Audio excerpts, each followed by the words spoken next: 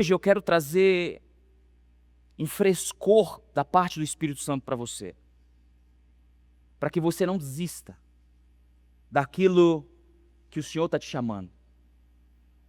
2 Reis capítulo 6, verso 8, diz: Ora, o rei da Síria estava em guerra contra Israel, e depois de deliberar com seus conselheiros, dizia: manterei o meu acampamento em tal lugar. Mas o homem de Deus mandava uma mensagem ao rei de Israel: evite passarem por tal lugar, pois os arameus estão descendo para lá. Assim, o rei de Israel investigava o lugar indicado pelo homem de Deus, repetidas vezes. Como que a Bíblia diz? Repetidas? Muitas vezes, muitas vezes. Pode repetir comigo? Muitas vezes. Muitas vezes. Eliseu alertou o rei que tomava as devidas precauções. Isso enfureceu o rei da Síria, que, convocando seus conselheiros, lhe perguntou: vocês não vão me apontar qual dos nossos está nos traindo? Qual dos nossos está contra nós e nos entregando para o rei de Israel? E respondeu um dos conselheiros: nenhum de nós, majestade. É Eliseu, o profeta, que está em Israel, que revela ao rei de Israel até as palavras que tu falas em secreto no teu quarto. O rei então ordenou: vamos atrás desse profeta, vamos pegar ele. Descubra onde ele está para que eu mande capturá-lo. E quando lhe informaram que o profeta estava em Dotã, ele enviou para lá uma grande tropa com cavalos e carros de guerra, e eles chegaram de noite e cercaram a cidade. O servo do homem de Deus, Geazi, levantou-se bem cedo pela manhã, e quando saía, viu uma tropa de cavalos e carros de guerra cercando a cidade.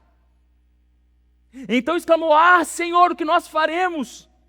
E o profeta respondeu: não tenha medo. Aqueles que estão conosco são mais numerosos do que eles. E Eliseu orou: fecha seus olhos. Quero orar por você essa noite. Senhor, abra os olhos deles, para que eles vejam. Abra os olhos, abra os nossos olhos, para que a gente veja. Então o Senhor abriu os olhos daquele rapaz, o Senhor abriu os olhos dessas pessoas, o Senhor abriu os olhos dessa igreja, que olhou e viu as colinas cheias de cavalos e carros de fogo ao redor de Eliseu.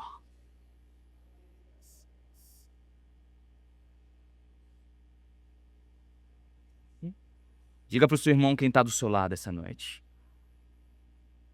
Diga para ele: maior que está em nós do que aquilo que está no mundo. Maior é o nosso Deus do que as afrontas dos nossos inimigos. Nós imaginamos a nossa vida como batalhas imparáveis. E sim, a nossa vida é uma constante batalha. Nós estamos sempre lutando com os desafios. Quando vencemos um, aparece outro. Quando termina outro, começa outro. E parece que à medida que vamos ficando mais maduros, essas guerras, elas não só aumentam, como se intensificam. E muitas vezes, no calor das nossas batalhas, nós fazemos uma pergunta para Deus: Deus, até quando? Quem aqui já orou pedindo a Deus paz? Falou: Deus, pelo amor de Deus, me dá paz, eu preciso de paz. Não aguento mais briga, eu não aguento mais confusão, eu não aguento mais problema. Quem aqui já orou por isso?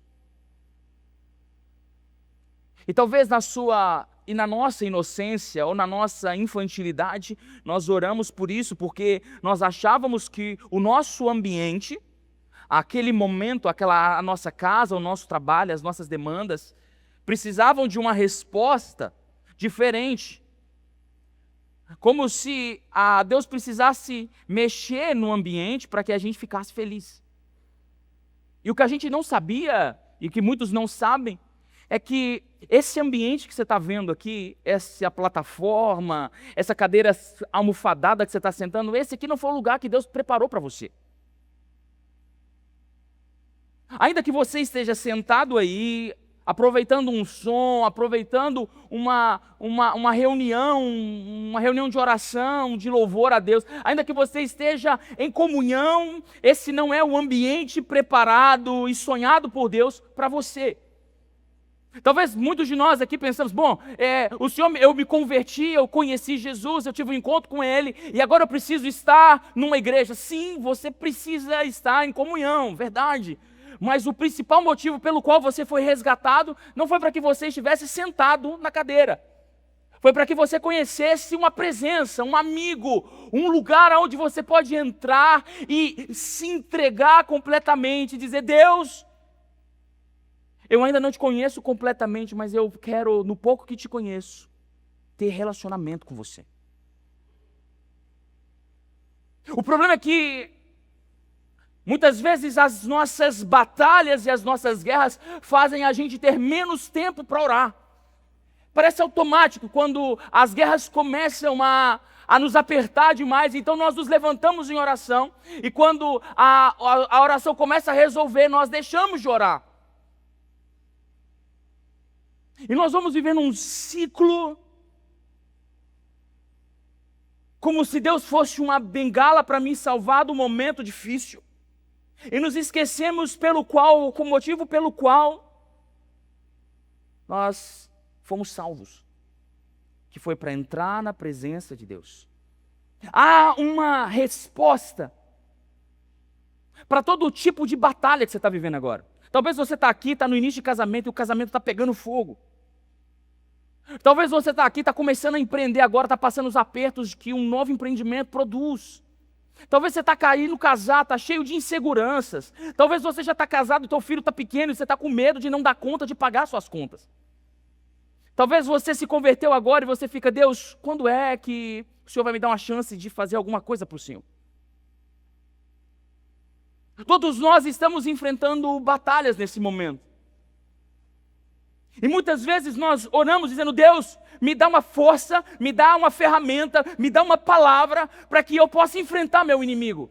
Como se Deus precisasse revestir para que a gente enfrentasse o inimigo. Só que a gente se esqueceu que as nossas batalhas não são vencidas diante dos nossos inimigos. As nossas batalhas são vencidas diante de Deus. Deixa eu tentar melhorar isso para você. Antes de tudo acontecer, Deus já estava posicionado com Eliseu, e os carros já estavam lá antes do exército sírio chegar. Antes do exército chegar, já havia um exército cercando Eliseu. Preste atenção no que eu vou te dizer.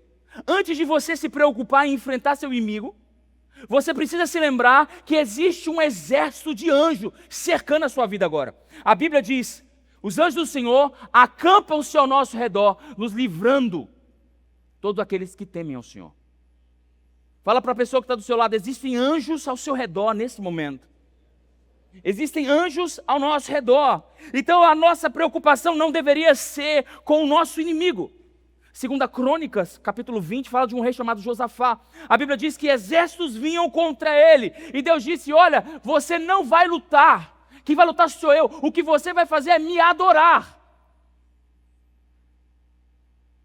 Não é a sua posição diante do seu inimigo que vai vencer a guerra. É a sua posição diante de Deus que vai mudar o cenário da sua guerra. E quando você não entende isso, você vai tendo confrontos e batalhas com o seu inimigo, testando forças com o seu inimigo, tentando fazer do seu próprio jeito, e se esquecendo que se você estivesse prostrado diante de Deus, Deus poderia mandar apenas um anjo e vencer as batalhas que você está lutando uma vida inteira para vencer. Talvez isso te confronte, sabe? Porque a gente aprendeu que nós precisamos vencer as nossas batalhas, nós precisamos ser fortes, e sim, nós precisamos ser em um determinado plano, porém isso não exime você de aprender a viver uma cultura sobrenatural. Olha para quem está do seu lado, fala com ele, você foi chamado para viver algo sobrenatural. O Deus, sabe, vamos lá, me ajuda, se ajuda aí essa noite, olha para o irmão que está aí e diz assim, você nasceu para viver algo sobrenatural, você nasceu para viver algo sobrenatural. Olha, você pode olhar para quem está atrás de você E dizer, olha, você nasceu para viver algo sobrenatural. A sua vida não é uma vida comum. A sua vida é uma vida sobrenatural. A sua vida foi gerada quando Deus sonhou com você. Ele sabia que você não dava conta. Por isso Ele trouxe o Espírito Santo. Porque através do Espírito Santo nós temos um poder sobrenatural para vencer as nossas batalhas. E se nós nos esquecermos do Espírito Santo, nós vamos naufragar. Como nós cantamos aqui, não nos deixe naufragar. Senhor, não nos deixe naufragar, achando que nós vamos dar conta do nosso trabalho sozinho. Que nós vamos dar conta da nossa família sozinho, que nós vamos dar conta dos nossos filhos sozinho. Nós não vamos dar conta.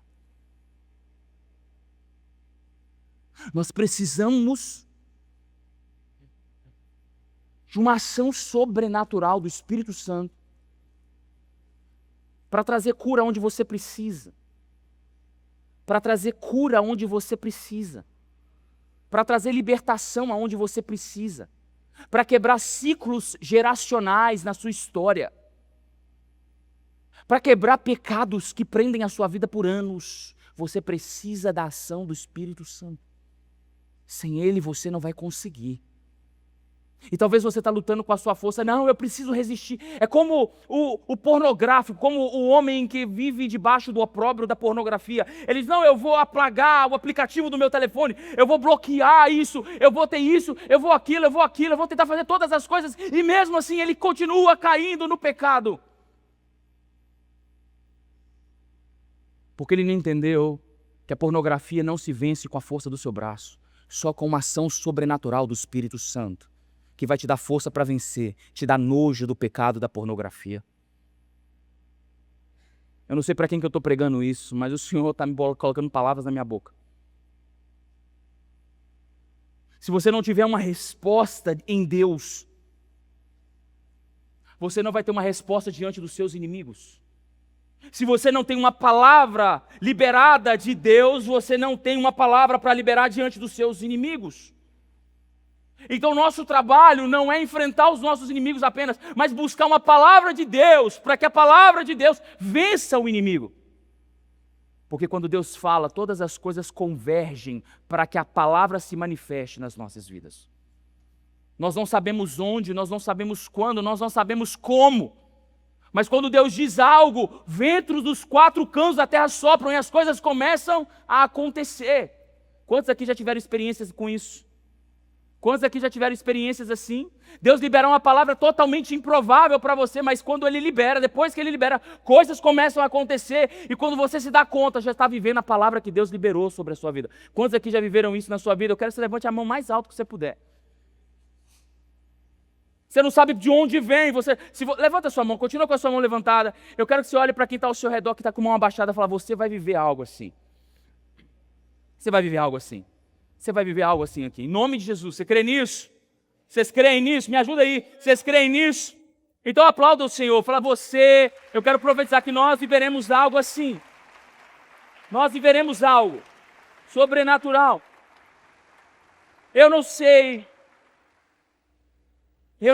qual é a guerra que você precisa vencer. Eu sei que para toda a guerra que você está enfrentando, Deus já liberou uma palavra.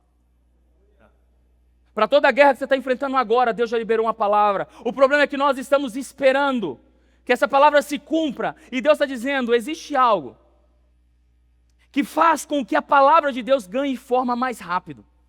Vocês querem aprender esse segredo? Existe algo que faz a palavra de Deus ser acelerada na sua vida. Quantos aqui querem aprender algo novo essa noite? Você quer acelerar algo novo? Você quer acelerar um novo tempo da presença de Deus para você? Sonhos? Queria que você abrisse sua Bíblia comigo em Isaías capítulo 54. Aí agora vocês vão... É agora.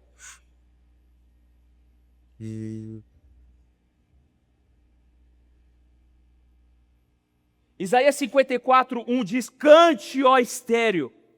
Você que nunca teve filhos, irrompa em cantos e gritos de alegria. Você que nunca esteve em trabalho de parto, porque mais são os filhos da mulher abandonada do que aquelas que têm marido, diz o Senhor. Cante, ó estéreo. Você que nunca teve filhos, cante. Cutuca aí o irmão, diga para ele, cante. Cante. Olha para quem está do outro lado, cante. Grite de alegria. Você pode dizer isso para o irmão, grite de alegria. Ainda não aconteceu, mas o Senhor está te chamando para cantar. Ainda não aconteceu. Ainda não aconteceu. A cura que você está esperando ainda não aconteceu. A libertação que você está esperando ainda não aconteceu. A resposta do milagre ainda não aconteceu, mas Deus diz, cante, ó estéril. Irrompa em cantos, gritos de alegria, você que nunca esteve em trabalho de parto, porque mais são os filhos da mulher abandonada do que daquela que tem marido. Agora ele diz, alargue as suas tendas, estenda bem as cortinas e não as impeça, estique as cordas e firme estacas. Sabe o que Deus está dizendo?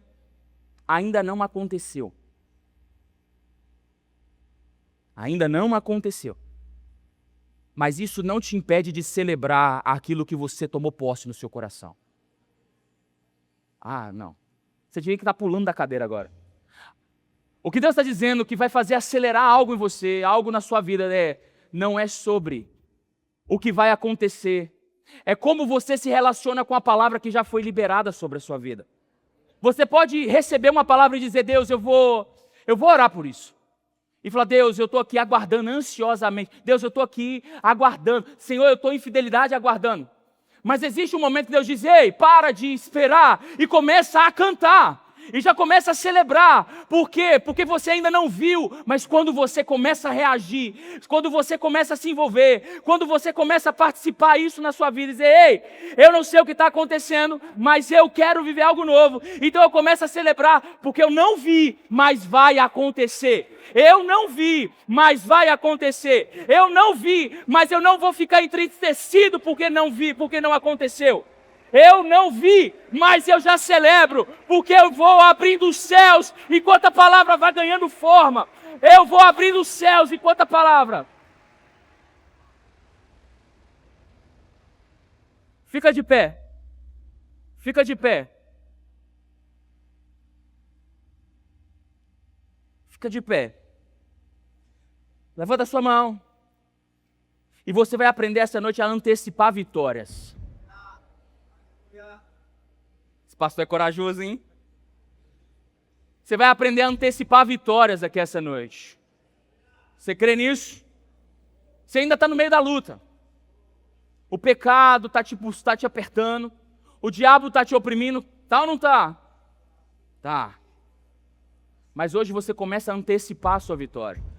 Quando Josafá começa a cantar, a Bíblia diz que Deus não mandou um anjo para matar os inimigos. A Bíblia diz que os inimigos foram confundidos.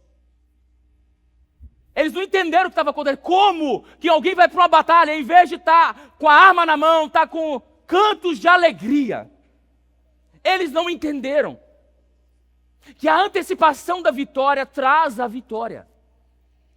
Porque a antecipação muda a sua perspectiva, a sua incredulidade. A antecipação da vitória diz para você, ei, eu não estou vendo, mas eu não me curvo com aquilo que eu vejo. Eu me dobro diante da palavra que eu recebi.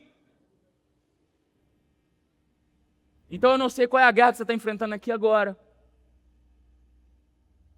Eu não sei qual é a resposta que você precisa para essa semana. Eu não sei qual é a resposta que você precisa para o seu casamento, para a sua família, para os seus negócios, para o seu ministério. Eu não sei. Eu sei que se você está aqui, Deus já liberou palavras sobre a sua vida. Tem promessas na sua vida que ainda não se cumpriram. E nós vamos dar um passo adiante nessas promessas. Porque hoje nós vamos antecipar essas vitórias. Eu quero profetizar que essa noite, que ainda essa semana nós teremos testemunhos daquilo que Deus vai fazer nessa noite. Através dessa noite, eu quero profetizar que a partir dessa noite, nós teremos testemunhos daquilo que Deus vai fazer nas nossas vidas, em nome de Jesus. Em nome de Jesus. Mas a Bíblia está dizendo, ei, cante, cante, dê gritos de alegria, cante, celebre ao Senhor. Celebre ao Senhor. Ele diz, alargue as suas tendas, alargue as tendas. Eu quero dizer para você que é empresário, Deus vai começar a alargar suas tendas. Sabe o que ele está dizendo? Alargue as suas tendas, não tenha medo, alargue as tendas. O texto continua dizendo, você não vai passar vergonha. Você não será humilhado. A Bíblia está dizendo, a palavra é clara. No versículo você diz, você não será humilhado, então alargue as tendas. E comece a celebrar. Comece a celebrar. Aleluia.